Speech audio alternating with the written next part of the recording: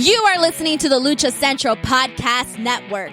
And now, luchacentral.com presents The Mass Cast with Dos Hermanos Lucha.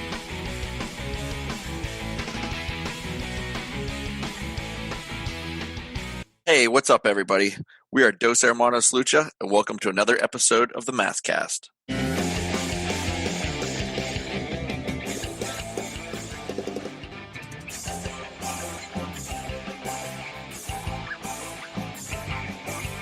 So before we get started, it has come to our attention that we were so focused on providing Lucha Libre mask-related info, we completely failed to introduce ourselves as individuals. So with that being said, I'm Corey. And I'm Jimmy, the older, much wiser brother. And combined, we are Dos Hermanos Lucha. So first things first, too, we wanted to mention, because we get messages and things on social media and like with DMs and whatnot. And Jimmy and I both run the account. So I would say, Jimmy, definitely you're on Facebook and you know the groups and things a lot more than I do. I know the people and things just through interactions and things. Like usually if somebody sends a message, you'll forward it to me or say, hey, check, Facebook messages. So we do see the stuff, but so a lot of times, you might not know who you're talking to, but but we do both run the accounts, and I think we're very much alike. So some of our answers would probably be very similar. Yeah, and I think even if one of us is, like you said, if I'm seeing something and I end up thinking that it's something that I can't just make a decision on, we'll end up talking to each other. But we have had a few people say, "Who am I talking with right now?" Yeah, it kind of, we realize that obviously people may not know, but then other people said it really doesn't matter because they realize that my brother and I are in this together and kind of controlling everything. But right, so yeah, definitely wanted to.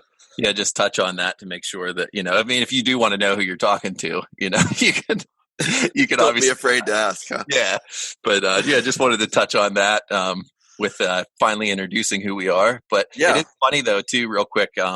I think that, whenever we go to shows and stuff, people just refer to us as Dos Hermanos Lucha. And we think that's cool because, then, there's two of us and one of them. So it's easier for us to remember, one name rather than somebody remembering two. So it doesn't really, bother us if we're just referred to as such. The hermanos or the brothers. Yes. Yeah, it's kind of cool for sure. So, but yeah, like Cor said, if anybody ever wants to know, feel free to ask. I guess the only other thing, it's hard not to discuss this. My brother and I kind of went back and forth on how exactly we were going to approach this to kick things off. And I feel like in the time we live in, being silent is not the thing to do. And we both feel very passionate on one side of what's going on right now in the world. The last time we spoke with everybody, we're talking about the COVID and trying to give you guys a distraction from everything. And it just seems like our country is kind of turned upside down even since the last time that we chatted with everyone. And it's only been not even a month yet. And I do think for the overall good, we do say it's in a sad state, but I feel like with the people rising up and the things that are going on, we obviously don't condone everything that's going on. It's just a matter of the way that we were raised. But at the end of the day, hate is never okay. Racism is never okay. Black lives matter. And for people that don't understand that, I've seen so many analogies, and it definitely, I've had a lot of conversations with family and whatnot too about it. And it just puts it in perspective of, one analogy I'll just pull out of the air is, if there's a house on fire on your street, you don't call the fire department to come and hose down every single house on that street. You call the fire department to hose down whoever's house is on fire and make sure they're staying safe. And that community needs the American people and worldwide, just to wake up and, make people realize that racism is not okay. Brutality, whether it's police or, residential or anything within the community, is definitely not okay. And we haven't really posted anything about that, on our Instagram or Facebook. It's hard for us because, like I said, we have a voice, and I felt it was important to bring that up in the podcast here. But it's very easy to get caught up in that stuff and to get emotional and have it take a toll. And I don't necessarily think that's a bad thing. But we tried to create the accounts that we did with social media to kind of stick to the lucha. We each have our individual accounts, and we can handle things how my brother and I each choose to do that. But Yeah, like I said, Corey, I don't know if you want to add anything to that, but it's just, I mean, at the end of the day, it just seems like common knowledge to my brother and I. Thank God we were raised with a strong family around us, strong Christian family. And really, you could be, you could be a Christian, you could be Jewish, you could be Muslim, whatever. It has no bearing to me, what you believe in your personal beliefs. You should not be treating people the way that the Black community has been treated for how long. And it's ridiculous that it's gone this long. So.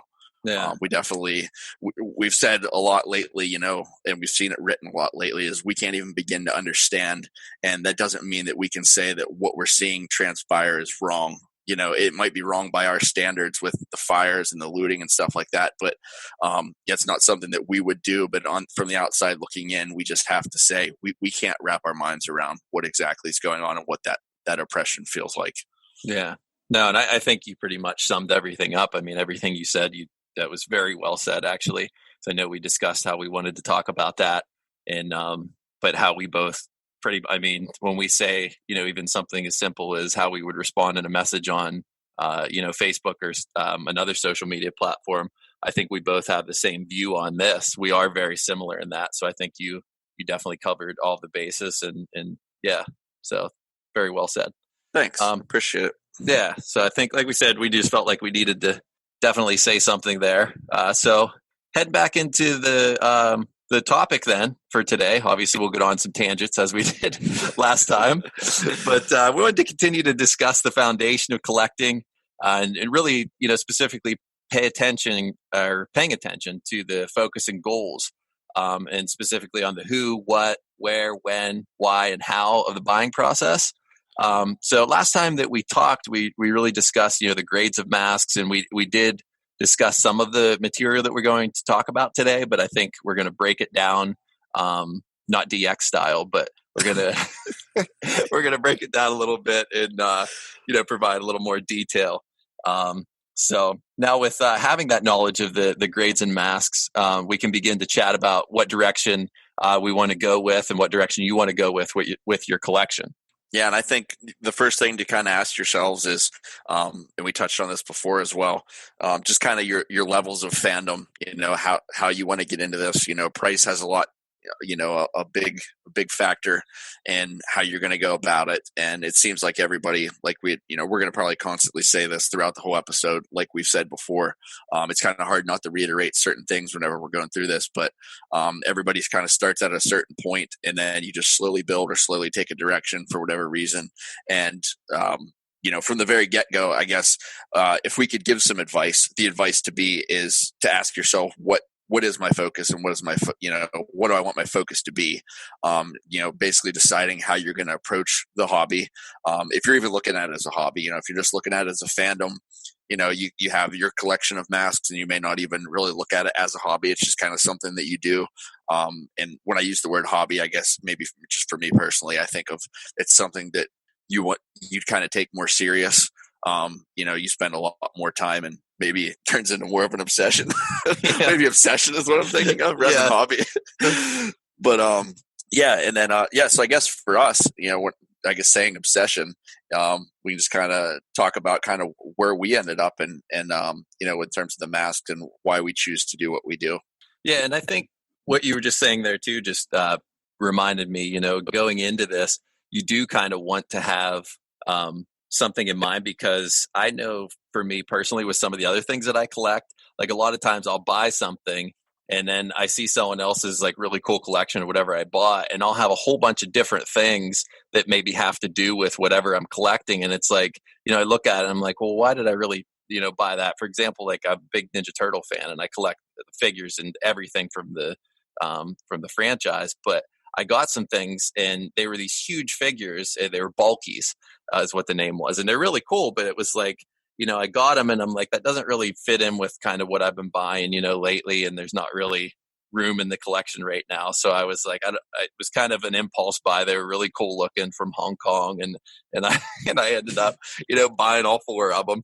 But yeah, so to have a focus. So with the lucha, with our focus and why we chose, we don't collect lucha, we collect history. And I think that when you look at it in that aspect, it's not that we don't buy, fanny packs and things that we see of, maybe a lucha mask or like stickers and, different things like that. But our main focus is, preserving the history of ring worn masks.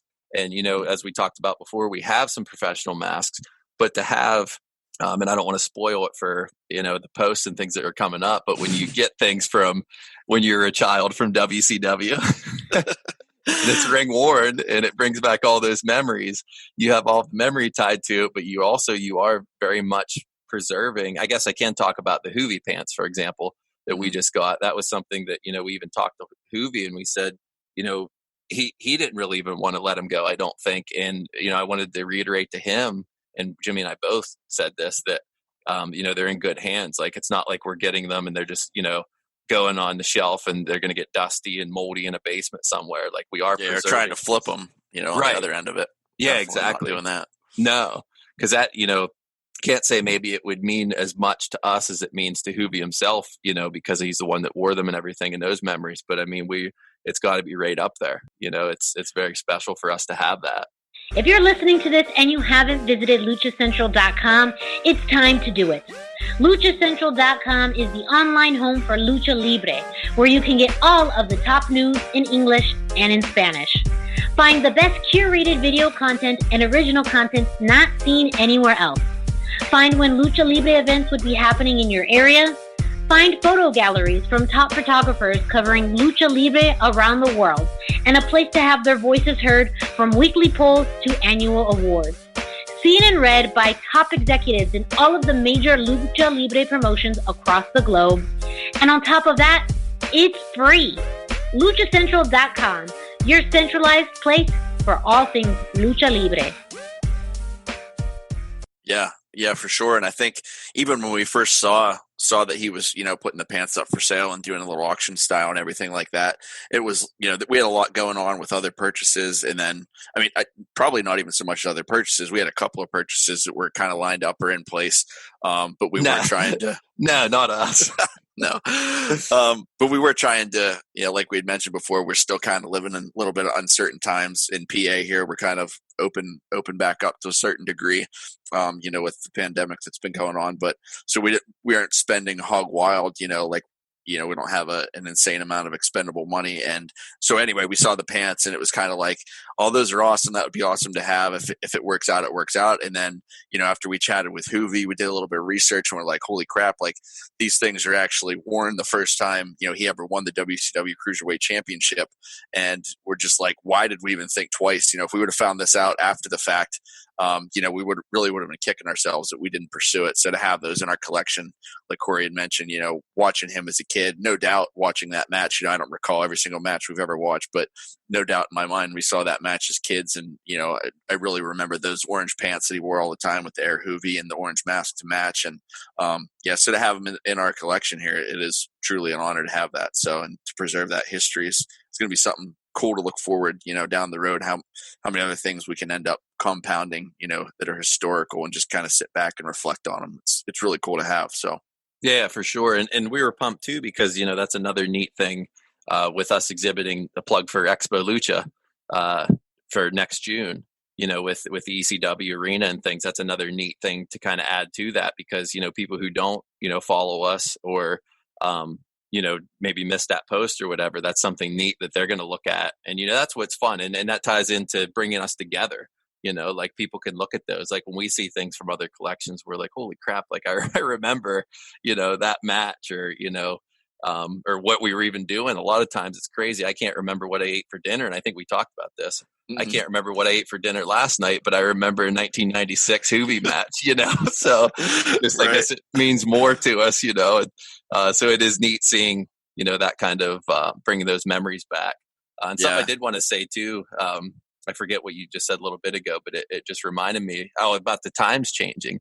We said we were in Dreary, Pennsylvania, and it's been absolutely beautiful the last couple days. So did want to point out there are some positive changes going on. Yeah, for sure. Yeah, just to reiterate and kind of add to what you just said there about the pants and Expo Lucha, if we didn't have them and somebody else was exhibiting and having that stuff, that is something that we would love to see too. So it's like we said before, and we're constantly saying, on our social media outlets, is like we always want to be sharing what we're doing. It's not like a, hey, look at us type of thing ever. So again, to bring something else, and I don't know if anybody put 2 and 2 together there, and I don't know whether Master Republic came right out and said it, or Expo Lucha, any of the posts or not, but it was going to be 25 years this summer since ECW was invaded by the Lucha guys, with Ray and Hoovy and Psychosis and La Parca, I think one time. But yeah, so to have that, it was going to be more monumental this year, but what's another year? So it just gives us another year to hopefully add some cool stuff from the era of that, guys, and to be able to share that with everybody. So we're definitely looking forward to it, even though we're bummed out that, things got shifted back, but understand it's for the overall good. Yeah, no, for sure. And that's what, we obviously miss Lucha, but completely understand, the safety comes first, but it's going to be a lot of fun when everything gets back to normal. And I think too that you do appreciate things more whenever it gets taken away. The good thing is this is something that was taken away from everybody, but it's something that's going to come back. That's one good thing that you can sit back and reflect on it and say, it's not like, sadly, like if you're losing a loved one or something, you can't bring them back. You have the memories, so we have to be thankful that the things that we did lose during this time, think positive about it, that it is going to come back and we are going to be able to, be with everybody again and talk Lucha and drink some Modelo's in New York with our buddies. Yeah, definitely. But yeah, I guess we want to go over the grades of masks next. Yeah. Just to reiterate, from our first episode, we discussed how, going kind of up the totem pole, you have the kids in commercial masks, then going into the semi-pro, then professional and ring worn. So like Corey had mentioned earlier, once you kind of have that knowledge of what's out there, you can begin to look at the who, what, where, why, and when, I guess, and how you can kind of go about obtaining those items. We have a lot of people ask us how we got certain things or how to reach out, and maybe it's just our personalities, I'm not sure, but we've never really shied away from just kind of reaching out and communicating with people, not really thinking like, how are they going to take it or whatever, if we feel, it's just a general question of, hey, what's the worst that could happen if we reach out and talk to them? And that's what we've come to realize, and a lot of other collectors have appointed us to do is, if you want something from somebody, with everybody having, the social media accounts, even if the individual luchadors or luchadors aren't running the accounts themselves, whoever it is, should be able to have information to be able to provide you back if you're looking for, a certain mask really on any level. So I would think, we'll probably be bouncing around on, all the previously mentioned areas that we're going to be talking about now. But in terms of the wear, I think that's really going to be like kind of the bread and butter here of what we want to be talking about today. Hey everyone, it's Denise Salcedo here in Lucha Central with a look at all of the great shows available this week on the Lucha Central Podcast Network, where you can always find each show on its own or subscribe to the Lucha Central Podcast Network show for every show in one easy feed.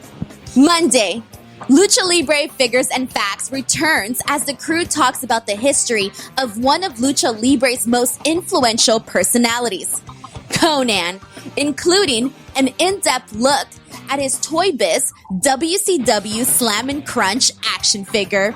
Tuesday, it's Mass, Mats, and Mayhem as Lucha Underground executive producer and showrunner Eric Van Wagenen is back for part 2 of his interview, where he gets confronted with the number one question on the minds of series fans. Will Lucha Underground return? Tune in Tuesday for his answer and a whole lot more. Thursday, on Straight Out of the Bodega, Papo Ezco and Gabriel Ramirez are joined by WWE NXT referee Tom Castor, who trained for his career in NorCal and was part of many area promotions, including PWR, before his move to the international stage. The trio talks Tom's incredible journey leading up to his tryout, signing with WWE, and the road to recovery after his gruesome injury where his leg snapped mid-match, but he kept officiating until the end. This is an interview you won't want to miss. Also, Thursday and in Espanol, the number one Spanish language wrestling podcast in the US, La Mesa de los Márgaros, is all new. And AAA Exótico, Mamba, pulls up a seat at the table.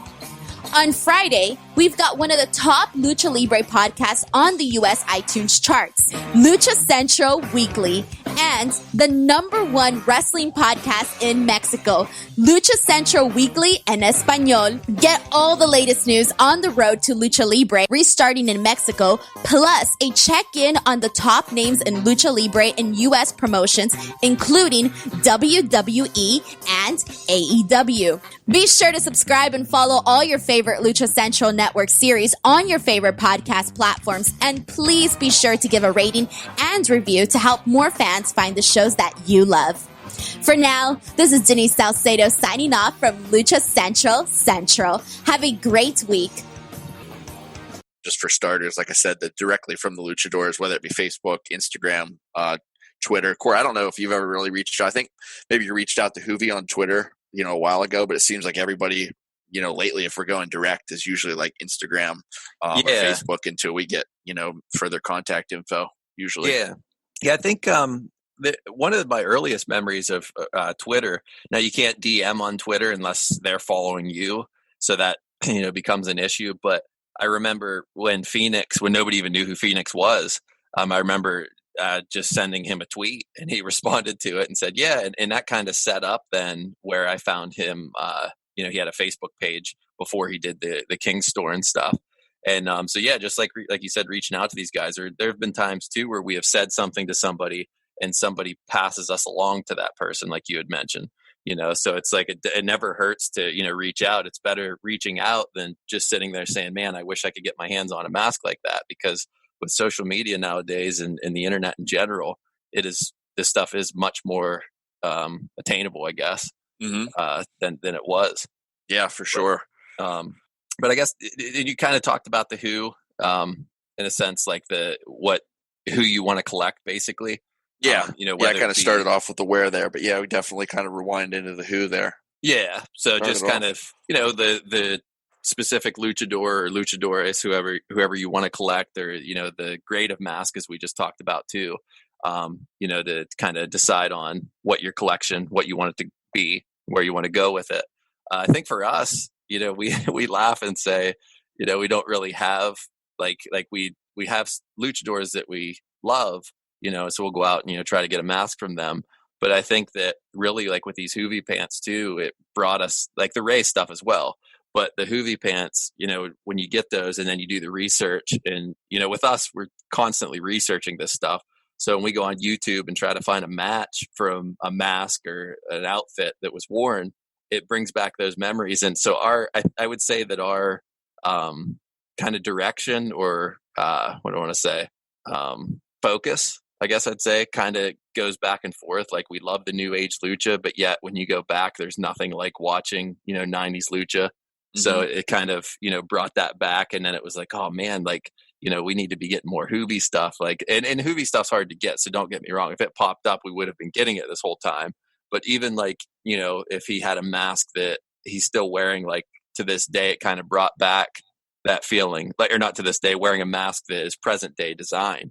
It's just like, it brought back kind of those memories of a little resurgence for you. It seemed like, yeah. And it's like, he was always, and I think we discussed this on something, I can't remember when it was, maybe just you and I talking, but we said, Ray and Hoovy, those guys are our all-time favorites. I mean, there's no denying. I think you put that in the post, actually. Was that what it is? Okay. Yeah. So it's just like, those guys are always going to be kind of our focus area, but it doesn't mean we're not going to buy, like a Dragon Bane again, or, we just got the Hio de Canis Lupus. There's still specific masks that we want, but I would say that, that those two, if we had to, those are more of the givens. When it pops up, there's 99% chance we're probably going to try and buy it. Yeah, exactly. And this might be a little hard for you to answer, but if it came down to it and we had our entire collection, I would say I would probably get rid of everything else and have to keep that stuff. Oh, yeah. Yep, I'd be right there with you for sure. And it's not to say we don't value the other stuff. It's that those are the two guys that got us into it. Mm-hmm. So yeah, that's definitely a lot of info and more of our background on what our focus is. And again, to say it one more time, and I'm sure it won't be the last. Going back in the last episode, so we can relate to that, because that's what we grew up watching. So that just continued to fuel it, to have those memories and whatnot. But it really is literally just the discretion of the collector, on who you want to collect, and what levels and everything like that, and how much you're willing to put into it. Yes, sorry about that. I kind of started talking about what we're collecting, where it's actually talking about trying to give tidbits and stuff to other collectors. I think hopefully people appreciate that and find it interesting. I would hope so anyway, to a certain degree. But yeah, so to jump back kind of into the wear, we had mentioned about directly from the luchadors. The one thing we've dealt, like we said, more so making masks for us, not so much. I mean, I guess I'm having the Ray stuff made, every now and then from Gustavo Bucio. Yours is Arturo Bucio. Yep. Both guys in the Bucio family. But it is, I haven't really talked to a lot of other people other than maybe Jose Popoca and New York City. A couple other people around that have a lot of the masks made for them, with the Bucio tags and stuff like that. For specifically the Ray stuff, I don't know, offhand if Bucio will make stuff for literally everybody and anybody. So to give the direction, just kind of take this with a grain of salt, but we're throwing it out there, as a place to buy it.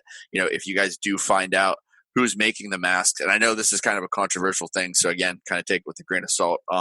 If you know that a certain mask maker makes the masks for your favorite luchador, and they have kind of opened up the grounds for making it for you directly, that is a very affordable route, much more affordable. But at the same time, a lot of people don't like to do that because you're kind of backdooring the luchador as well. So it really all depends on who you're dealing with. I know there's been a lot of discussions lately, with Bucio individually, putting the tags in the masks and stuff like that. And, again, applying that to Rey Mysterio Jr., he didn't ever put the Bucio tags, in the Rey masks for himself, or for Rey to have, I should say. But he will do it, for the ones that you have, which I think is cool, to have the tag in it. You see the old Lopez tags and stuff like that. And it's just going to be cool, especially years down the road to kind of see the tags, see how they've evolved. But I do know, some luchadors don't appreciate seeing a mask that is tagged by somebody, and then they're being asked to sign it when they actually didn't get paid to have that mask they consider to be original.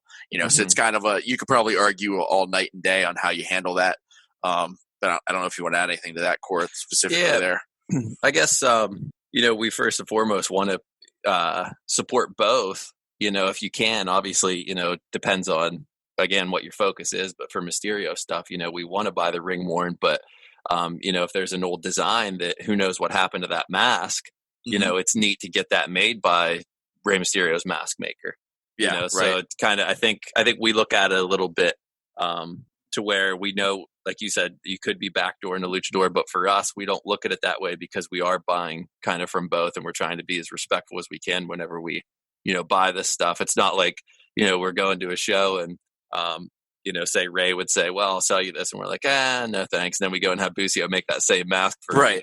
Super cheap. But yeah. Yeah, and I hate to keep talking about Ray, but it just seems like he's kind of applicable to everything we've been talking about. For a lot of people out there, like we said before, we're very fortunate to have bought stuff from him, but he doesn't sell, even just masks that he didn't wear. He doesn't just usually have masks to buy directly from him.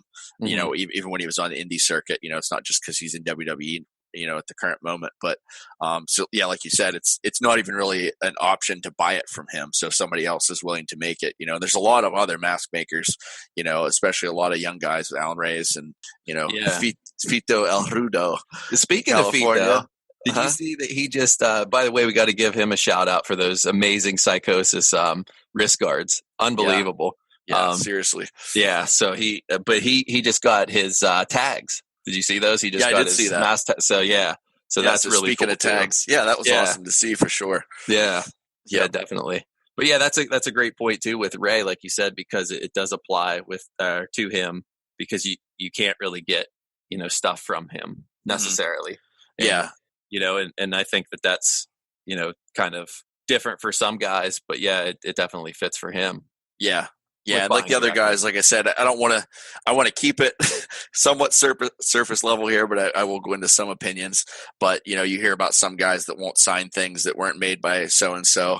And it's like, for me, at the end of the day, and this really ties into, again, with like being a good person. And, if I'm spending my money to support somebody, if I have a mask that I bought because I had the opportunity to do it, that say a mask maker was doing, and then so I spend my money, I get the mask, I go to a show that I may only see this guy one time a year, and I try and have it signed, and he refuses, that to me is going to turn me away. I'm spending money to still, it may not be directly supporting, financially wise, but that's, if I'm a big enough fan, that's not the only thing I'm ever going to buy from him, or I'd still might buy a shirt or something like that. But I don't know. It just kind of rubs me the wrong way whenever you hear about people not signing original stuff. And it's like, I get that, but going back on the Mexican culture, and I think Kevin Kleinrock just touched on this recently in one of his podcasts. It's not in a demeaning way whatsoever, but the bootleg culture is so prevalent in Mexico, and we love it. It's awesome to see how all these different things are created. So it's like, why these guys would think that only one person is going to be selling their masks that they're going to bring to get autographed is kind of like, you guys not realize your own culture, where things are coming from. Right. You know what I mean? Or maybe that's why, maybe they're fed up with the overabundance of the bootlegs. I don't know. Right. But it just seems to me personally, it just seems like, I don't know, if someone's not going to sign it, it's just like, man, really, I don't know. It just kind of, like I said, rubs me the wrong way. Yeah, I know what you mean. It's kind of a touchy subject, I think, and but going back to what you said about being able to get this stuff, I think it probably depends too. Like if you're it's a little easier to get things shipped to us, being in North America. But like if you're a Japanese collector and you want a Rey Hechicero mask. And it's like, well, it's going to cost me, just as much to ship it to Japan as what I'm paying for the mask. But a mask maker in Japan can make me this mask, and he's made them for, Hechicero when he came for Fantastica Mania. Then it's like, that's not wrong. I don't think. Right. I think that there's, certain situations like that. If you're a collector and you want, a mask like that, or like even going back with the commercial masks, it's like, if you don't like, there's nothing wrong with having somebody make you a commercial mask, of a luchador. And, because if you're not willing or, can't afford to pay the pro masks, this stuff can be expensive. Mm-hmm. So you're still, like you said, you're still supporting, even if it's not coming directly, from, because I think I even heard, going back to what you just said about like guys bringing masks, even of lower grade, and guys weren't signing. And I'm like, that's not really, like that. Like they're fan masks, not everybody can afford just to go out and buy, a mask that's ring worn. Yeah. You're still supporting that guys as much as you can. And that's going to turn, like you said, that turns you away. And that goes, I think we might've even touched upon this before, but when you meet a guy, if he's not cool, and you could be, at least for us, if he's not cool, it changes your opinion of him. Right. Yeah, I know sometimes it's better to not meet your heroes and idols of this world.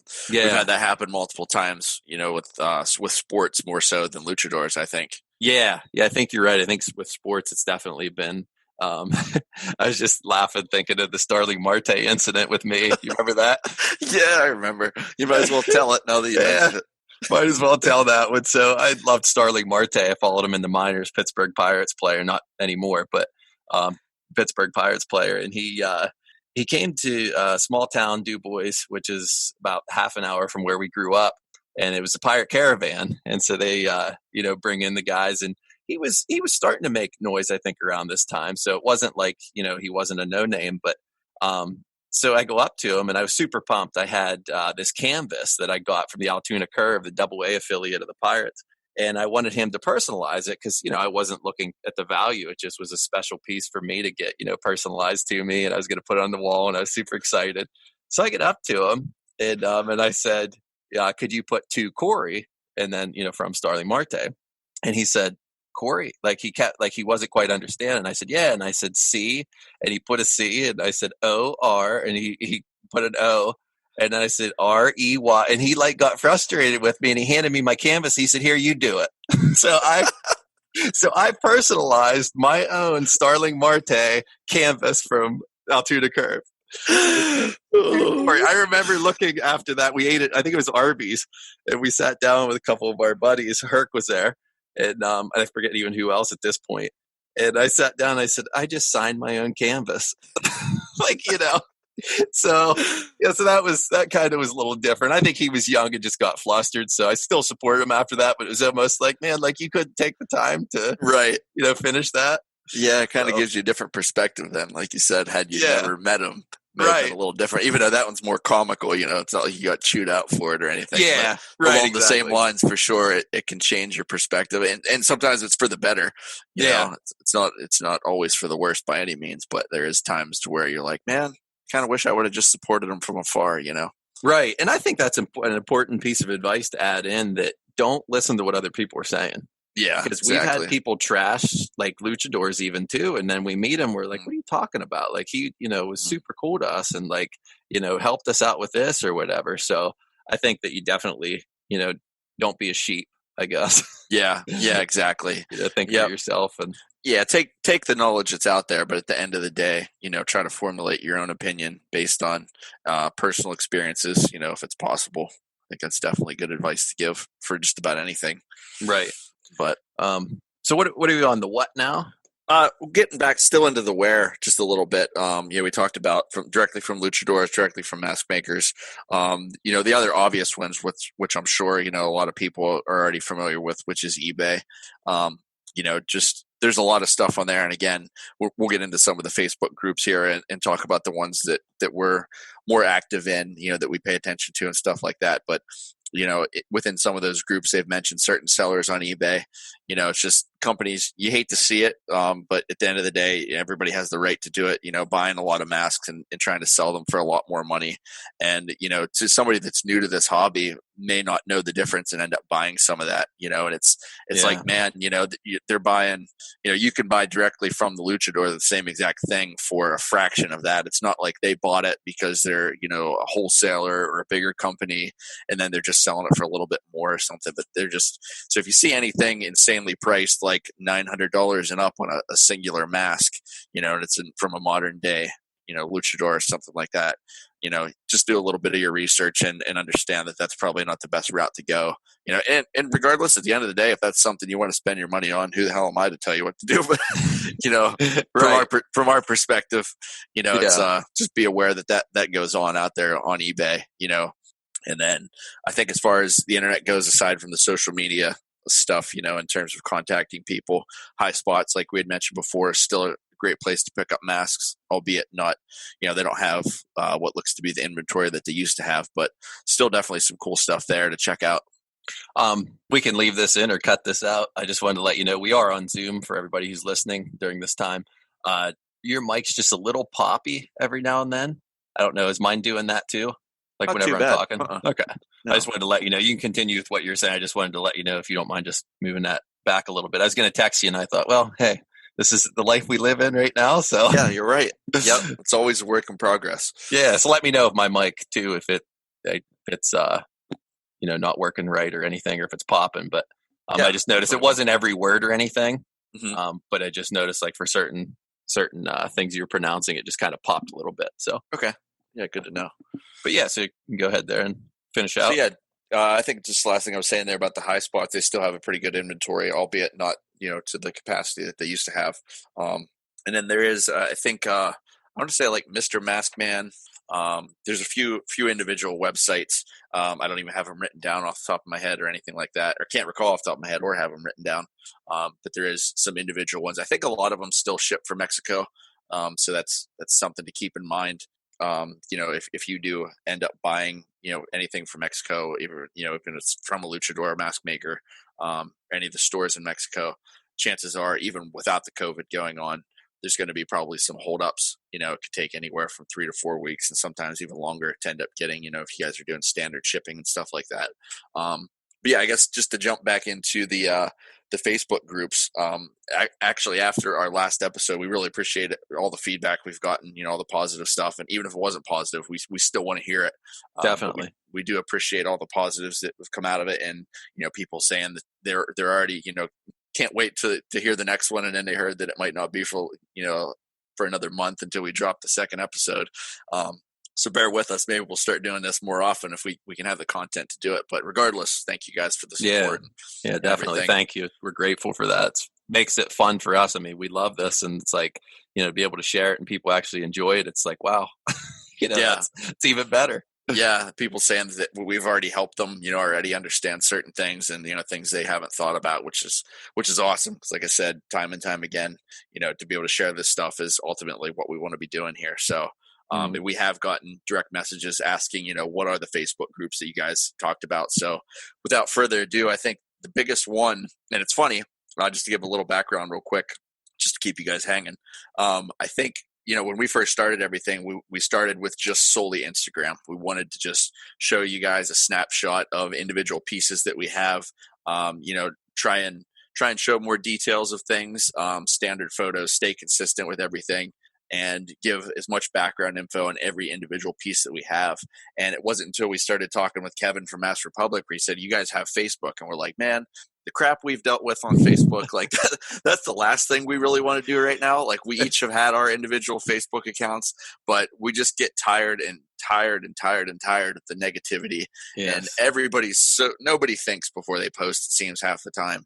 You just want to hurry up and try and blast somebody. And I don't know whether you're trying to make people laugh or whether you're that down on yourself, you're trying to pick yourself up and see how people respond to what you're doing. But I mean, it's got to be driving psychologists crazy how people are reacting ever since, social media really boomed on how everybody has a voice, which is good that you do have a voice. But at the end of the day, it's like, man, we need to dial this back, and really understand what we're doing as a whole and what we're doing to each other. And it's, so not to go on a crazy tangent on that, but real quick too, just before you do go back into that, I did want to say, I know I did follow a bunch of lucha fanatics on Twitter. I did delete, this is Corey, obviously. I don't know, I know we sound alike, but so Corey did delete his Twitter account. Just got tired of the negativity, like you said, and that was basically with Facebook too. So it's like, our page for Dose is positivity. We want it, to be positive and fun. And so I think that and I feel better even now that I, got rid of Twitter, because it's just like you see stuff and it's like, it's not even necessarily you're searching for it. Somebody else liked it, then it pops up and you read it, and it's just like, I don't really need that. I'm a happy person. All I want in life basically is to be happy. So why have something in my life that's bringing negativity to it? Yeah. Yep. Yeah. And it's sad that it came to that, but at the end of the day, like you said, you can already feel like a weight lifted that negativity has been removed, because it does. I think the problem is we want to see the change in people. We want people to pretty much, not saying we're right, but in just the common morals of the world, when people don't meet those standards, it disappoints you, it frustrates you, it angers you. You fire off tweets, we're just as guilty at times. Oh yeah. You fired off tweets and you're like, man, why did I even get involved in that?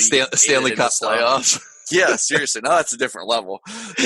One of these future episodes we'll have our big brother Franz on the podcast to discuss a few things. But yeah, shit can get real on Twitter around the Stanley Cup playoffs when the Penguins are involved. So, but yeah, a lot of times that's razzing people and whatnot. But yeah, we mostly have fun about it. We never really took it seriously. It was always just getting a kick out of it because people would really get upset about it, and we're like, almost still trying to make our point and just kind of think it's silly that they weren't quite kind of understanding what we were even, saying or whatever. But yeah, and it's just come to our attention, or my attention at least personally, is a lot of times people are so set in their ways, they're going to see whatever fits their agenda, however, if that's the way they've been raised or whatever it is. And it's sad to see sometimes people act in a certain way, but it's at the end of the day, there's only so much you can do as a human, and you can't allow it to take a toll on your own personal well-being.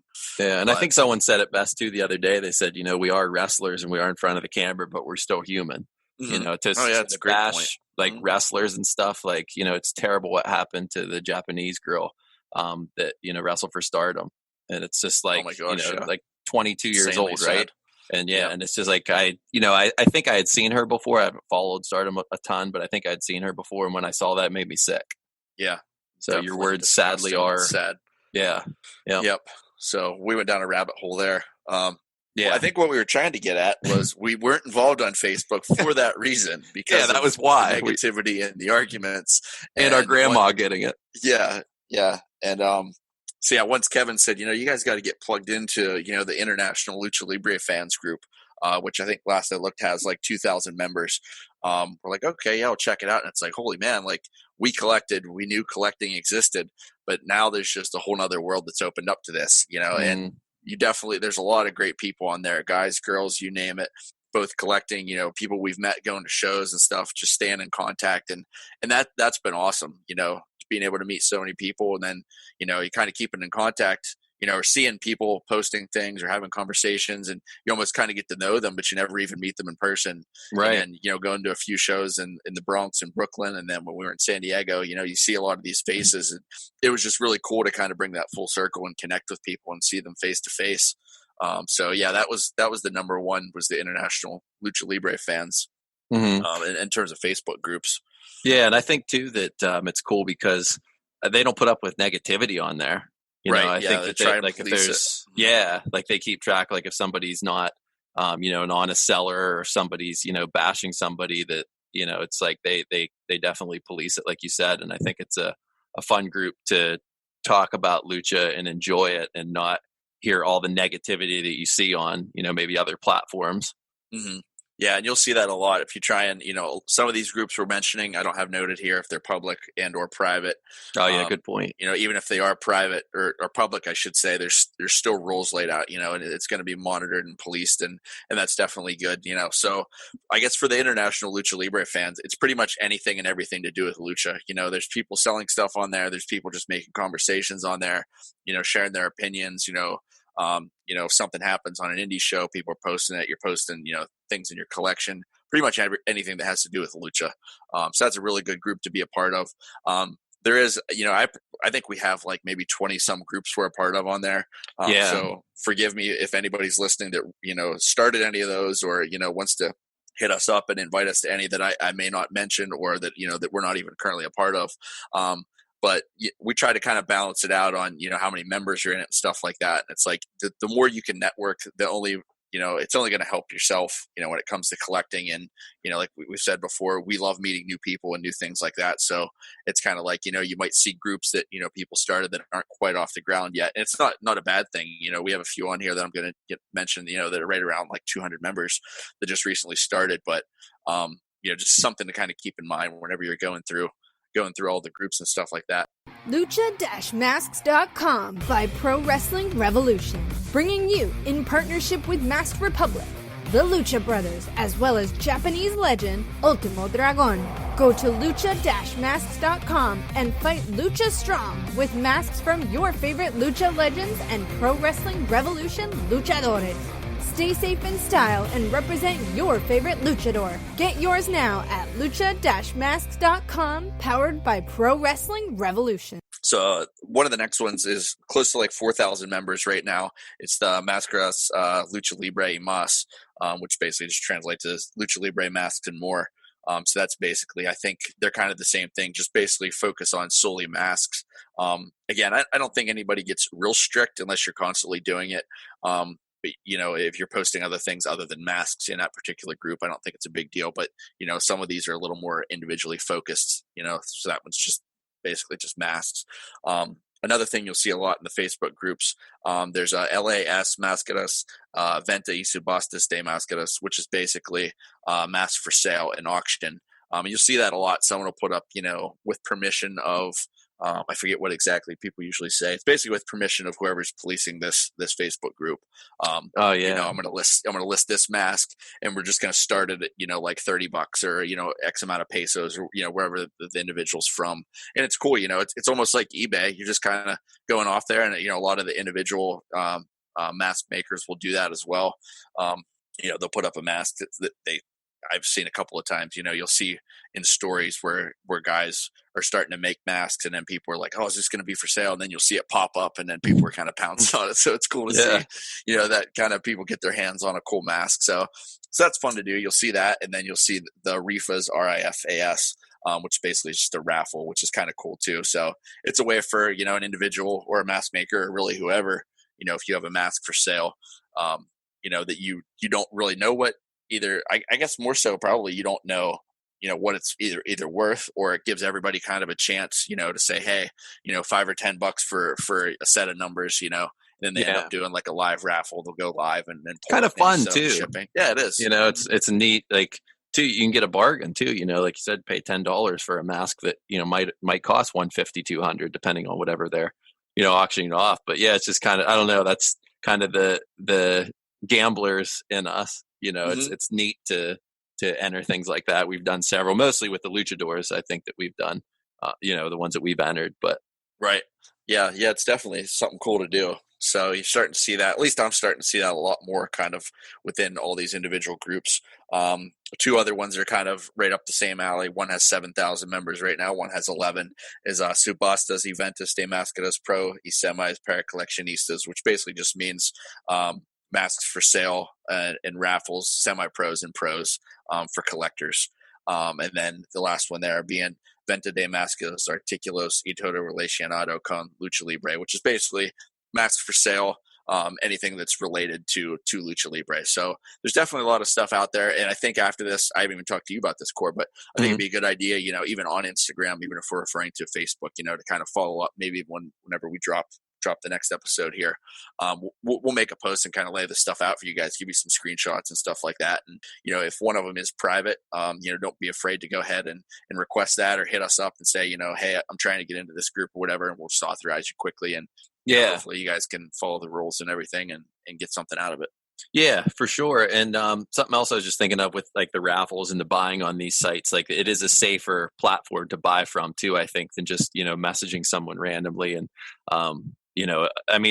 everybody, like we said before, is bound to get burned, but this is just kind of protecting yourself. And I think this is a good way of doing it. So going off of that, if somebody does offer you a mask, you can obviously reach out to us too and say, hey, do you know anything about this? You don't have to tell us even what mask it is, but just say, do you know anything about this seller or this person? And chances are we've probably heard of them by this point at least, and we can give our experiences, because that happened. I'm trying to think of who it even was. And somebody's like, oh, this person, did this. And I was like, I had a great experience with them, so it's kind of goes back and forth. We can provide our input, but at the end of the day too, it's still up to you and whoever, but at least we can provide what our experience was, with that seller or wrestler, depending on who you're getting it from. Yep. Yeah, for sure. So I think the last group I just wanted to mention there was one that was started up recently, was the Wrestling Ring Gear Collectors. Like I said, we're right around like 200 members right now, but it's a lot of the same guys that they're involved, the international Lucha Libre fans that I initially mentioned. And that's more so of, anything that's worn in the ring. There's a lot of other individual groups that are just like wrestling, whether it's worn gear or anything that has to do with wrestling memorabilia in general.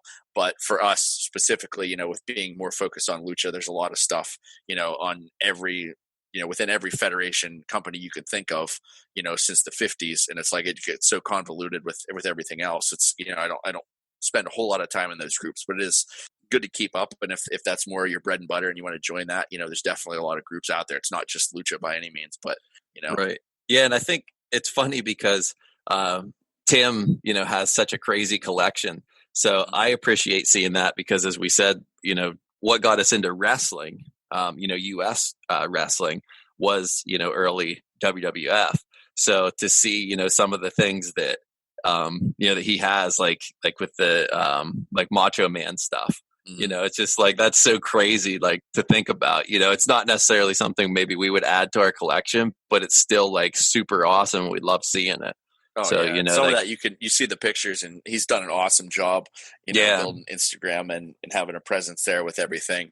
Yeah. You want to give him a shout out too, what his Instagram. Yep. Yeah. I was going to get to that in a second here, but, so basically what I was going to say is all the pictures that he's done, you can basically just, I personally see that, and it's like, you can almost feel it or hear the crowd roaring on. Yeah. I saw the Marlena dresses that he put up, and it's just like, you can just see her with the cigar, Oh yeah. It's like, man, that was so cool. I know that was seeing that kind of stuff, but the Ring Worn is his Instagram page, and definitely check him out. Give him a follow.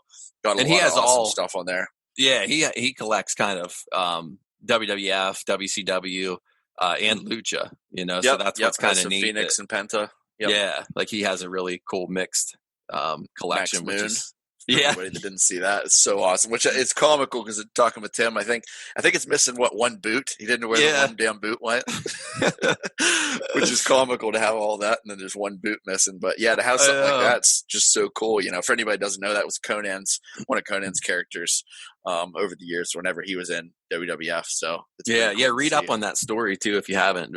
Through Tim actually would be great because he really lays it out. It's pretty unbelievable. I don't want to say facts because I don't know for sure the facts. I read it before, but I don't want to mislead anybody on information. But I know Conan didn't actually go through with the full gimmick there. There was something, I forget exactly what it was. Like he wrestled like a couple matches or something, had all this money tied into it, and then he didn't end up doing that character for whatever reason. But there's really interesting history about that I think any collector would appreciate reading. Yeah, he does an awesome job at advertising stuff and laying things out. And I think he even put up like a production sketch of how everything was going to look, how he obtained that, or found that. That's kudos to him for finding that production sketch. That's really cool to throw in there too for that particular Max Boom piece. But yeah, for sure. I think you kind of touched on, obviously, to get them directly from the luchadors and the mask makers and High Spots, eBay, stuff like that. So do you want to talk about kind of the bottom piece there about the different websites and things that we use to match up, and then I can take care of the what's here? Yeah, we can get into that. So, for us, like we said, in particular, we do collect is kind of, I think we're going to end up turning it into a bit of a catchphrase, and, that we don't collect lucha, we collect history, because that really does sum up, what we're trying to do is collect pieces of significance over history. That we can document and have, whether it be pictures or whatever.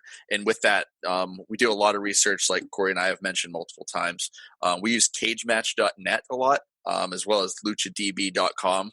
And, it's really simple. I mean, it's crazy the amount of time that's gone into this, but you can literally search for about any pro wrestler over the years that had any sort of significance. Lucha Wiki also as well, but it doesn't have the breakdown like the matches, for Cage Match and Lucha DB, but you can literally break down the events, see who was in which event, so, if you are in the, in the realm of doing the ring worn stuff and you contact somebody and say, is this ring worn? And they say, yes, it was in this city.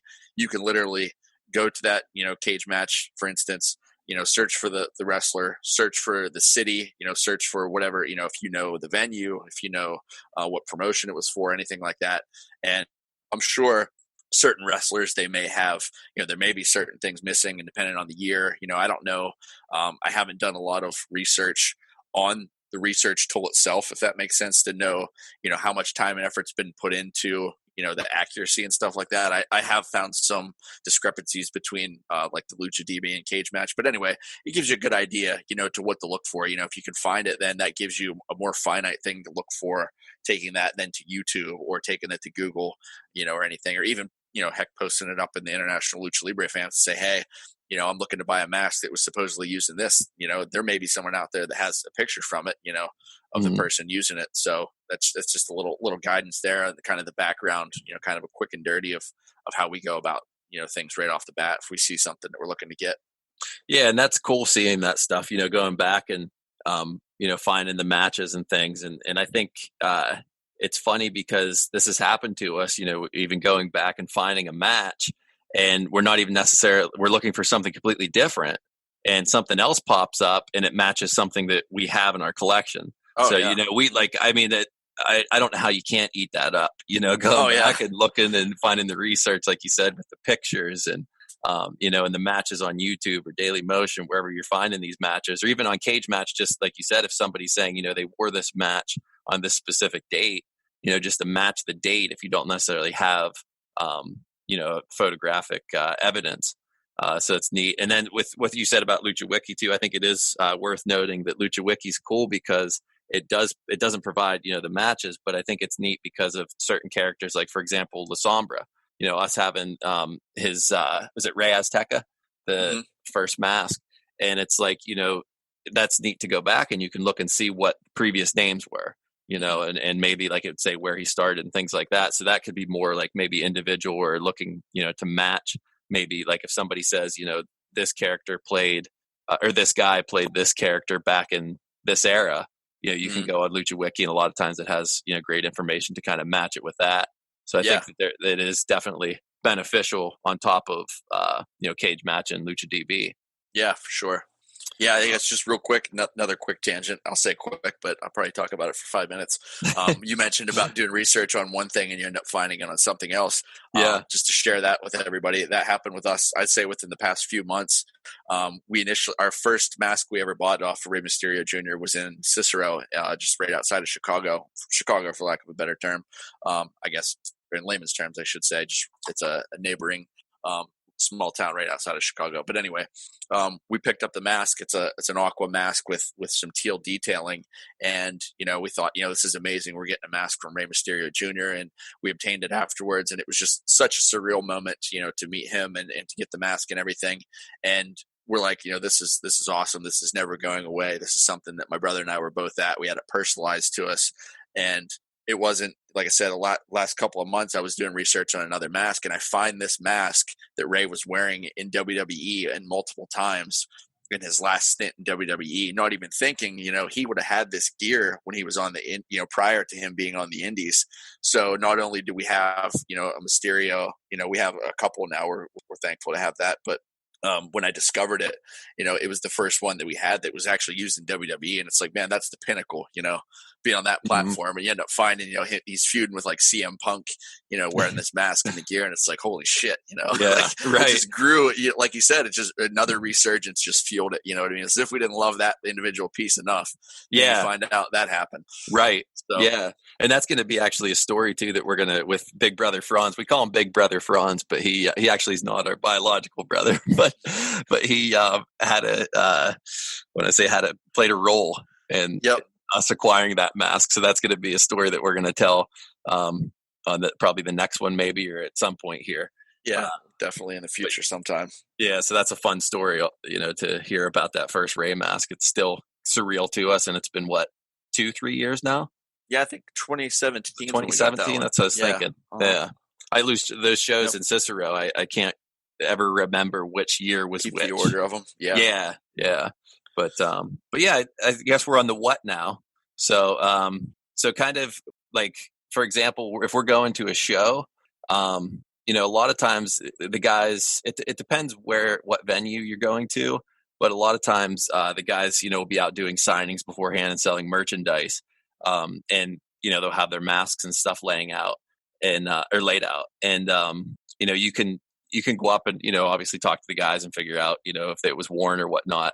But we've actually been fortunate enough too, and they didn't. I don't feel like anybody would take offense to this. If you ask them this, but we've actually suggested for luchadors to wear a specific mask that was on their table for that night, and then we'd meet up with them afterwards and buy it. And they, I don't think that they even hesitated at all. They're like, definitely, Mm-hmm. and then that way, you're knowing it's ring worn. You kind of picked which one you wanted, and that happened with Connect Jr., Cyclone Ramirez Jr., and Psychosis to an extent. We said at Expo Lucha, that we wanted the white, black, and orange, and Ruben and Kevin really were super, extremely awesome to us, and made that happen, because that was, another special moment from basically our childhood, to be able to acquire that whole outfit from Psychosis. But yeah, so you can, you're able to kind of talk with the guys and see if you want a specific one.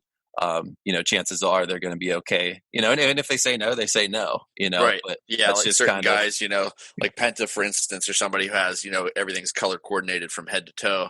Yeah. Essentially, he may not be willing to do that, but other guys, may have something similar, and you're really digging a certain mask, and like we said before, the worst that can happen is they say no, and that is what it is. You don't have to bend out of shape over it, but at the end of the day, it could end up making you leave with not only the mask you wanted, but then it was also worn in the match, if wasn't otherwise planning on being used in that match. Right. And to start off the what there, I did kind of fumble on my words because I was thinking of 3 different things while I was trying to explain what we were talking about. But the Connect Junior story is kind of a cool story too, with meeting him for the first time in New York City at WrestleCon. And Israel, great guy. Obviously, we talked about him last podcast, but always super nice and hooking us up and helping us out, and just really became a good buddy of ours. Even we've only met him a couple times, but you can just tell he's an awesome guy and definitely our buddy.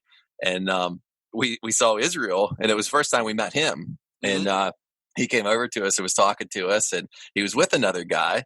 And they said, I think he said something about you guys going to the show tomorrow night, right? Mhm. And Yeah, we're like, in the Bronx. Yep. yeah. And there was the G1 was the same night. The super card, Madison Square Garden. And Rob Piper actually still, I think he just couldn't even believe that we were going to that small lucha show. He was laughing about it, that we were going to that, not small, but like smaller, compared to Madison Right. Square Garden. Mhm. And we picked, to go to the Bronx lucha show at the gym. What was the gym? Gauchos. Gauchos, right? Yep. And so anyway, back to seeing Israel for the first time. There's another guy standing there, and he said, that didn't he say he's wrestling tomorrow night? Yeah. And we're like, and then he's like, he's the son of Connect. And we're like, wait, that's Connect Jr.? Like, we didn't want to look at him in the eye or not, because he's like, there he is unmasked. We never met him. And he's, comes from such a prestigious family. Mhm. And remember, he got his picture with us and stuff too. It was so cool. He just pulled his mask out of his pocket and put it on. And, it was, and we even asked him, remember, about buying the mask. So that kind of set things up. For that, we kind of settled on, price and things. And then when we got there, he had them laid out, and he might have even instigated that, which one you want me to wear thing. Yeah, I think he did. Yeah, in particular. I think Cyclone, we just ended up asking him. And that probably is why, right? I mean, I think coming that's from that. Again, and I never really heard of anybody else suggesting that or asking anybody else to do it. So yeah, you're right. Connect. It's not like we even formulated that idea on our own. Connect kind of was like, which one do you guys like?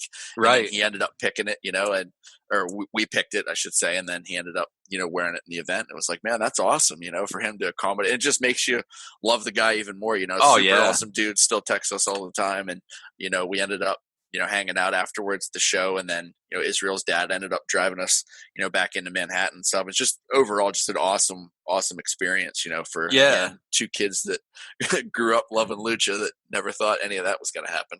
Right. Yeah. It's just so crazy. But yeah, he was really cool guy, and just kind of a cool story, I think, that is important to share, because, like if you do like a specific mask, don't hesitate to ask. Right. Yeah, exactly. But I think is that pretty much what we wanted to say about the what? Yeah, it was like more, I said, it was more or less of what you're looking to obtain, and then that's just kind of a little bit of a suggestion, for anybody that may not have, crossed their mind. Like I said, it never crossed our mind before. No, and presented to us. So, and I think too, this, I don't want to give away too much of the Mysterio story, but it doesn't hurt to ask, if you recognize somebody who's, working security, you can tell that they're, maybe either the promoter or help promote it. It doesn't hurt to ask those guys, hey, is so-and-so coming out to do a signing? I was looking to buy a mask, because, everybody that we pretty much asked with things like that, good things happen, when you're asking and you're saying, that, just be polite about it. And, chances are they're going to at least ask that guy if he's coming out, Like right. It reminds me too with the MLW story, when we came out and we had our, pink wristbands, and everybody was leaving. We were hoping, and MLW didn't do the signings, beforehand. So, I won't tell the entire story, but they didn't do a signing beforehand. But we had these wristbands on that I don't even know if we were supposed to have. And we noticed they were letting, everybody with a pink or red wristband back in. So we went back in after they, the security was kind of pushing everybody out, and Conan's sitting there doing a podcast with somebody, and we're hanging out, and MJF walks right by us. And next thing you know, we're behind the curtain, and we walk away with 3 or 4 masks from the guys. Yeah. And Puma's face, remember, he's like, what? Like he couldn't believe it was us there, Yeah. So that was, so it definitely doesn't hurt to ask and put yourself out there. Make things, just try and create things to happen, Yeah. If you're in the position to where you can ask, or if you can, like you said, ask somebody else, if you can't ask the luchador directly about something, just try and create your own luck to a degree. And a lot of that's just been good luck and good fortune for us, and just the way that we've kind of handled ourselves and the way that we've kind of gone about it. And, a lot of things have fallen in place for us. So yeah, definitely. awesome. And that's what we've never felt like, entitled, like, oh, I can't believe it, we can't go get a mask from him. It's just, you got to ask, and if that, be respectful about it. And if they say no, they say no. But if they say yes, it could end up an awesome story, like a lot of things, that we've been telling and have so many still to tell. Yeah. Yeah. And I think that kind of goes right into the when, and when to obtain this stuff. Obviously, if you're asking people, it's going to be at the time of the event, in person. If you do have a contact with them, whether it be social media or, texting or anything like that, if you could contact them either literally, before the event is going to be happening, you may not know what they're wearing, but, if you're really hell bent on getting, a certain mask from a certain event, don't be afraid to reach out and say, hey, I'd really love to have the mask that you wear at, at this big event, this coming weekend. Would you be willing to sell it? And you can kind of lay the groundwork and get everything taken care of. And then, it's kind of a cool way to go about it. And then, there's been multiple times too, we have contacts south of the border, be watching AAA and see a guy wearing a mask and be like, that thing's sick. And, my brother and I will start talking about it. And then by the end of the show, I'm sending pictures of the mask from the guy that took it off after the show, that I've already gotten it. It's just, I don't know. It's just awesome. Again, just be watching it on TV like little kids, watching the superheroes in the ring and, you're getting sorted out and get caught up in it. It's a lot of fun. So, right. Or even, if it's not anything even that quick, if you see it, after the fact, if you see him put up a picture of it, don't be afraid to reach out directly or, to post in any of the groups, to say, is there any way, and even if you don't want that one in particular, a lot of what we talk about, like we said, is ring worn. But if you see someone wearing a mask that you really love, throw it up and say, hey, is anybody, would anybody be willing to make me this? There's nothing wrong with that. There's a lot of awesome mask makers out there that can do it, and for very affordable prices. So that's definitely something good to note. Yeah, that's what I'm gonna touch on something you just said there, and also the contact before, like we had Hio del Alebrije.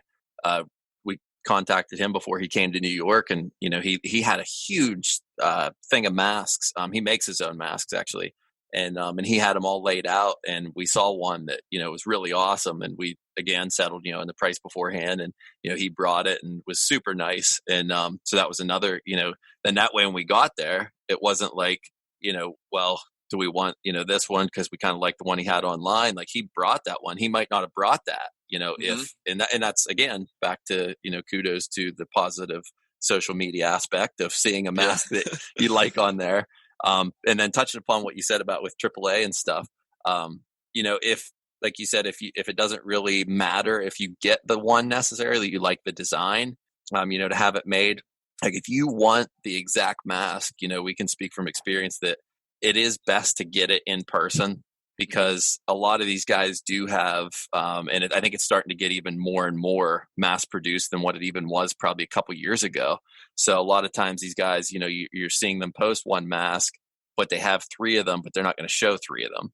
So it's like if you're like us and you want it photo matched and you want it to say, hey, this was worn on this date, this was worn at this event, do your research, because if you look at some small details on there and it's off, chances are they had another mask made. So that's what it is. Nice. It is disgusting and sweaty a lot of times to get it right off their head, but there's nothing like that experience in person. And I think that that's probably our favorite way of doing it. Unless we absolutely can't, right. For example, if a guy doesn't have a visa, or obviously we don't get to Mexico nearly as much as we would like to. Yeah, for sure. So I guess we just want to move forward here on the kind of the why and how. I think, like I said, the bread and butter was more of the where, getting into the what and when as well. But the why is literally at your discretion as well. If you're looking to get it for the memories, if you're looking to get it for the fun, if you're like us, you're looking to get it for the history. All the while, if you're looking to get it even from an investment perspective, it's like even I'm thinking again of Penta and Phoenix, when you're initially getting masks off those guys, 4 or 5 years ago, even you get them ring worn for like $200. Now you're seeing like full outfits of Penta. People are paying like $1,500, $1,600, $1,700 and they're selling. That's not just what you're seeing listed. You know what I mean? Right.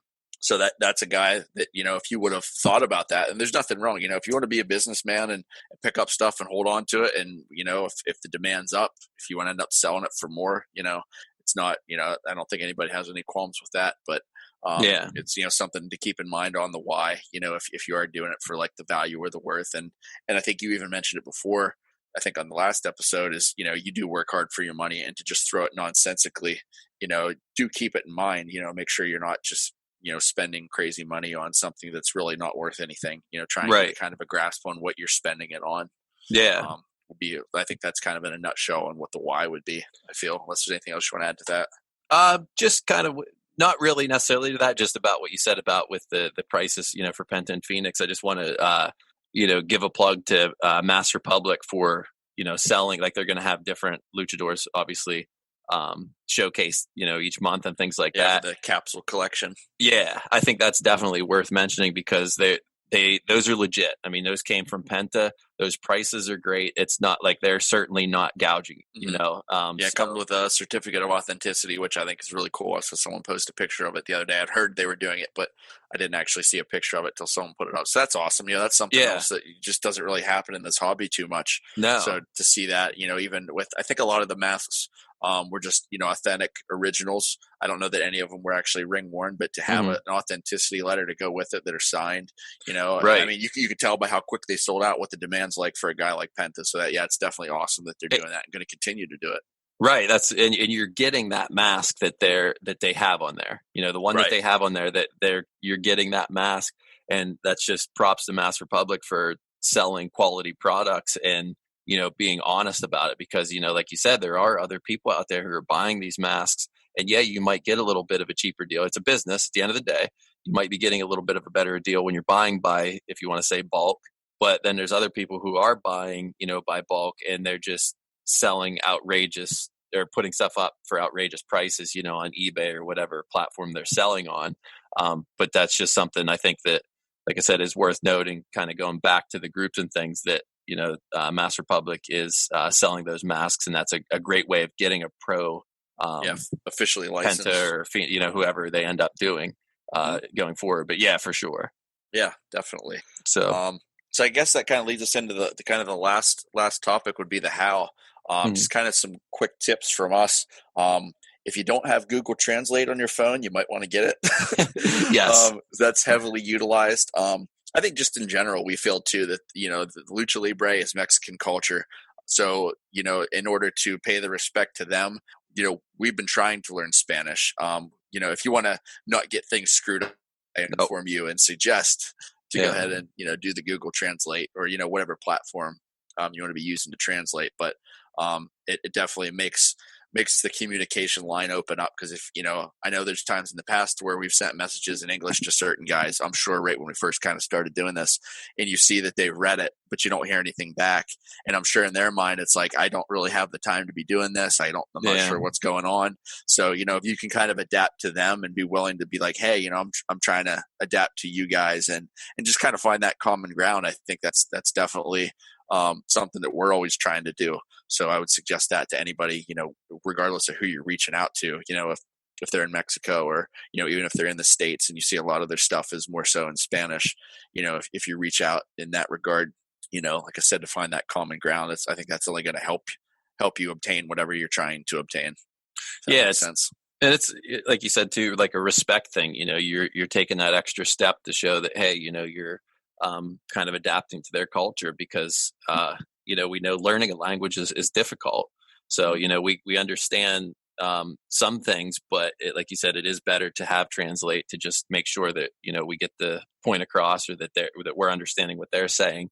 And they've always been respectful too, the from the mask makers to the luchadors, when you're messaging them. And I was laughing the other day, I told you this with Bucio, he's always sent me his text messages have never been the voice messages on WhatsApp until he sent my last 2 masks that I had made, and he sent it and I understood a couple words, but I just couldn't, and so I obviously transcribed it and I said, I responded and I said, I think I got the majority of that, but my Spanish speaking and comprehension isn't quite up to stuff, and he actually laughed and he's like, that's how I am with English. So they get it, they're not going to, like, if you say a word wrong, they're not going to be like, oh, I'm not going to waste my time on you because you can't even speak the language. Like they've always been respectful toward us and know that we're trying, we're trying to, thank God for Google Translate because that does allow us to communicate, even whenever we bring guys, into Pittsburgh,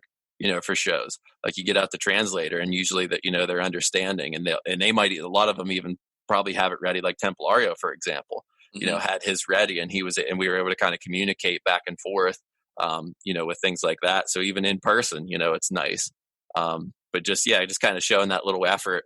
And then, because people message us and be like, hey, can you message, this person and ask about a mask? And we don't mind helping people, but sometimes it can be difficult because, they might send us a message back and say, well, what color did you want? Then we're going to that guy and saying, well, what color did you want? And then we send it to him. What did you want it ring worn or not ring worn? And it's just kind of, so sometimes it is easier just to reach out. So if that is what's impeding you, the language barrier, translator is the way to go. Yeah. Yep. Definitely.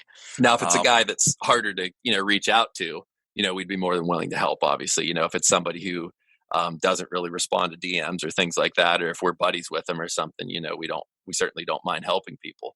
Mm-hmm. Yeah, for sure. I think, like you said, it's just a little tidbit to add to somebody's repertoire that may not have thought about, just taking that avenue to obtain something. But yeah, I guess once you open up the grounds for communication, and you start talking about, a certain piece that you may want, some other things to keep in mind.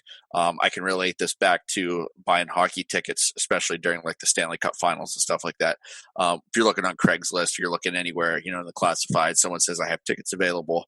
And then they want you to send Western Union. It's usually a red flag of like, oh, those tickets are fake, like, because it's not secure, it's not anything.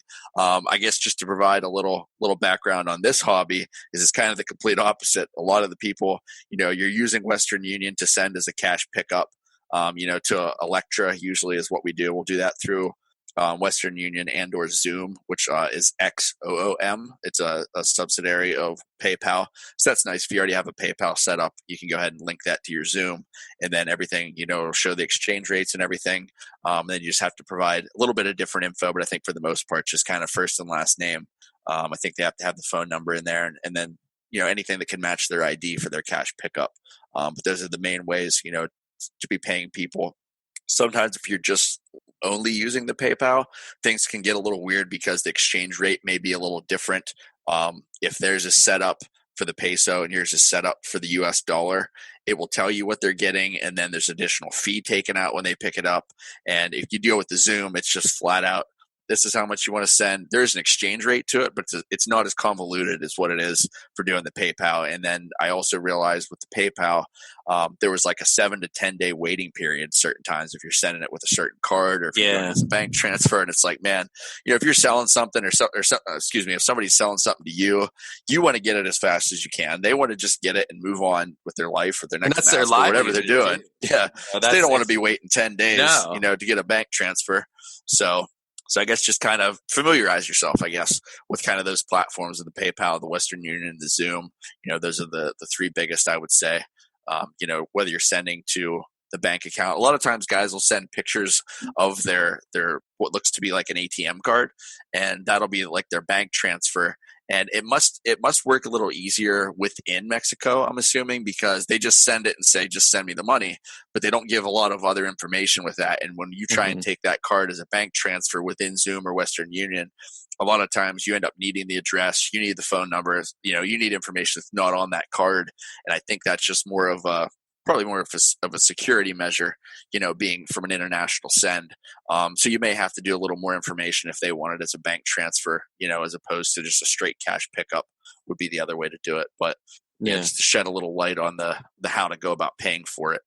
Yeah. And I think it's also important to, make sure that you're being respectful to their privacy as far as names go, because, they do, out of confidence, they'll give you their full name, and like this stuff still is not common knowledge to a lot of people, like of who these guys actually are under the mask. There's still that mystique. It might not be like it used to be. I think it used to even be more secretive. I can't imagine Mil Mascaras back in, the heyday giving you his full name, address, and, to buy a mask. Or posting a picture on his Instagram with an emoji over his face or something. Yeah, right, exactly. So times definitely have changed. But just, I think just be respectful. Like we've never, if somebody says, do you know what this guy's name is? Like we don't, tell anybody that stuff. So just kind of, as a respect thing for the luchador and their families and things. Because there's still stuff, where they either don't want people to know they're related to somebody, if they have the same last name or whatever, because of, or for whatever reason, if they want to create their own legacy, or maybe there's some bad blood and they don't want, that, or maybe just whatever reason. And then as far as the safest way, I think PayPal, we said, we discussed this yesterday, and we were talking that PayPal definitely is the safest way. But as you said, holding it for the 7 to 10 days, and then sometimes even after the 7 days, it even says like that it would be longer, than that or something. And added security measures. I've gotten phone calls before, to verify it. Then it's like, man, you go through hoops and bounds, to do it. And I guess what we're really trying to say at the end of the day is just because you see they went Western Union doesn't mean a red flag should go up like it would if you're buying something in the States, because that's not as common up here. I think that's kind of the big point to make. Yeah, exactly. And I think that PayPal even charges a fee too for them. Because I think I sent something and they're like, oh, I got charged this fee, and then you have to send something else, and you have to figure out how much percentage was taken out in order to send the right amount next time, because it has to be more than the 500 pesos or whatever because of the fee. So I understand the security thing, but if you do have a good trusting relationship with somebody, like for example with Bucio Arturo, I send Western Union and there's no issues at all. He gets it within seconds. I think it's like $4 or $5, I think maybe, for the fee on my end, and he gets full amount. It does, there's nothing taken out on his amount. There's no issue with that. You just send the confirmation. He takes a photo ID, the confirmation number, and he's got his money. Mm-hmm.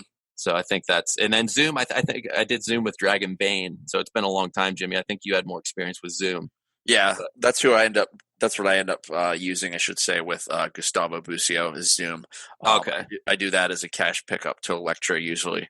And like you said, it's literally available in minutes. You send him the confirmation number. He takes an ID.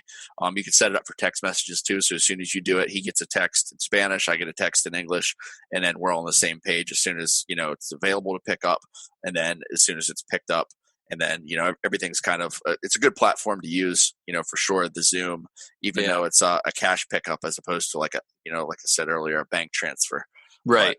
Yeah. Cause the Western Union too, like we said, it's great, but also like we said, to be careful, because if you don't trust somebody, once they pick up that cash, it is done. There's no really protection from there, because I think Western Union is more so, wiring money to family or friends, wherever in the world, know. So I think that, but it does work well if you have a trusting relationship.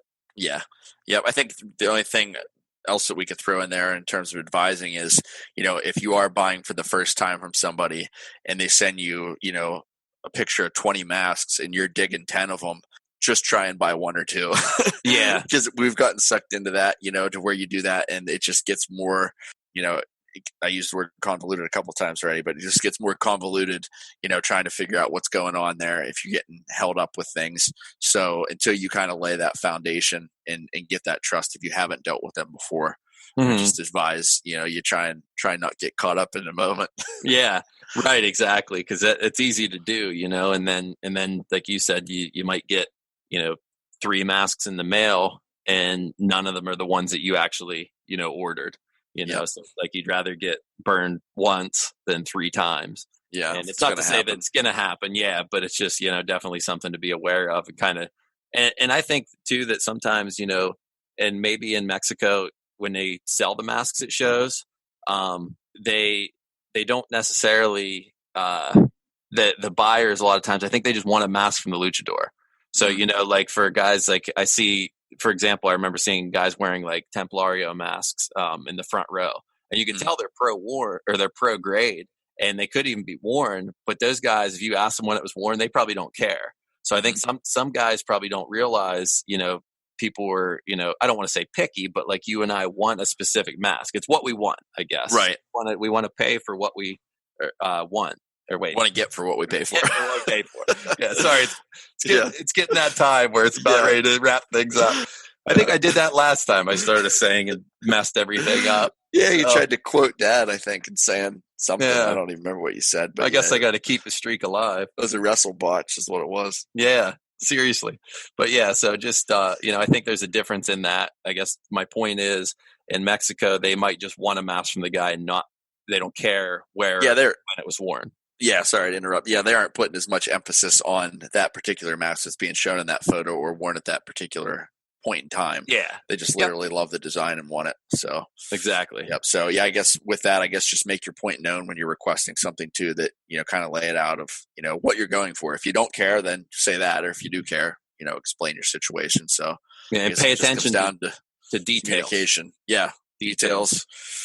Yep, like on the mask, sure. Mask detail. I mean, obviously all details, but right. Mask detail. So when you get that mask, you don't write up an entire post and then you find out that it wasn't the one, because of the emblem on the forehead isn't, far enough down or whatever. Right. Yeah. Theoretically speaking, huh? Yeah, exactly.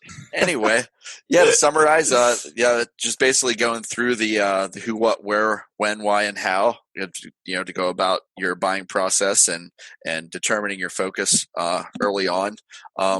Hopefully we answered a lot of questions today that people may be having.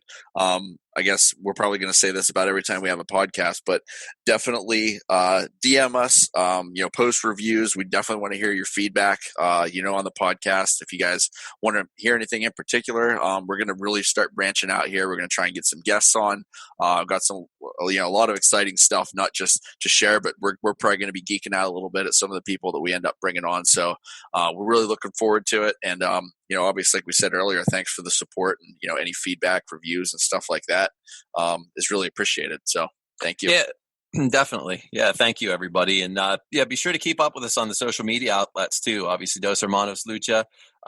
Make sure you're following Lucha Central, Mass Republic for the release of future episodes, all the podcasts for that matter. There've been some really great releases. So definitely keep track of what everybody's doing, as everybody's doing an awesome job. Lucha Central Podcast Network. I believe it was like in the top 3, I think, that Mass Republic just posted. So that it was number 2 for, I believe it was Lucha Central Weekly Spanish. Yeah, it was number 2. Yeah, and I think awesome. The whole podcast as a whole too was leading the way with when you typed in like Mexican wrestling, I think, or something was the Lucha Central Podcast Network. Yeah, so it's really cool that people were grasping onto this, because we love talking to it. Or talking about it, and we hope that you enjoy, what you're hearing. So that means a lot, the feedback and whatnot. So thank you so much. Yes, thank you again. So on behalf of Lucha Central and Mass Republic, we are Dos Hermanos Lucha. Thanks again for listening.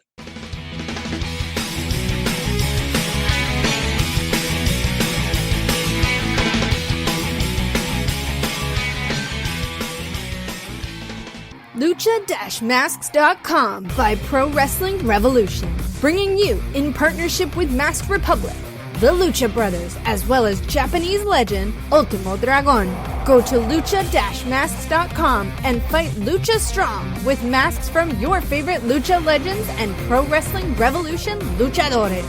Stay safe in style and represent your favorite luchador. Get yours now at lucha-masks.com, powered by Pro Wrestling Revolution.